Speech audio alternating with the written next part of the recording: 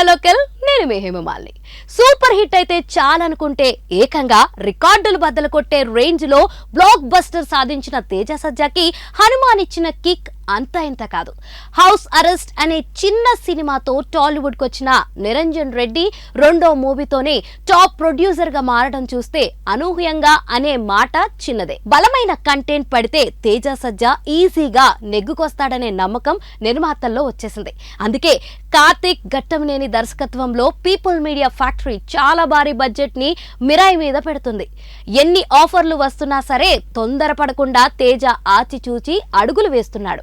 తాజాగా పూరి జగన్నాథ్ కు green signal ఇచ్చాడనే talk ఒకసారిగా హాట్ టాపిక్ గా మారింది. ఎందుకంటే లైగర్ దారుణమైన డిజాస్టర్ తర్వాత హీరోలెవరూ పూరి కథలకు గ్రీన్ సిగ్నల్ చూపించట్లేదు. ఇస్మార్ట్ శంకర్ రూపంలో మాస్ బ్రేక్ ఇచ్చాడు కాబట్టే ఆ కృతజ్ఞత ప్లస్ సబ్జెక్ట్ కు మీదున్న ఇంట్రెస్ట్ తోనే రామ్ డబుల్ ఇస్మార్ట్ కు ఓకే చెప్పాడు.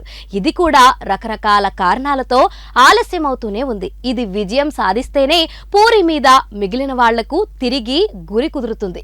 అదేంటో జూలై దాకా ఆగితే తప్ప తెలీదు. మరి తేజ సజ్జా ఇదేమీ ఆలోచించకుండా గ్రీన్ సిగ్నల్ ఇచ్చాడా అనేది ప్రశ్న.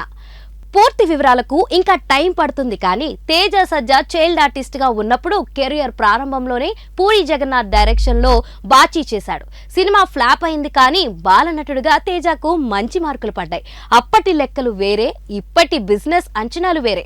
తేజకు పూరి చెప్పిన స్టోరీ ఓ రేంజ్ లో ఉంటే తప్ప ఈ కాంబో సాధ్యం కాదు. ప్రస్తుతానికి అధికారిక ముద్ర లేదు కాబట్టి ఈ వార్తని గాసిప్ గానే పరిగణలోకి తీసుకోవాలి.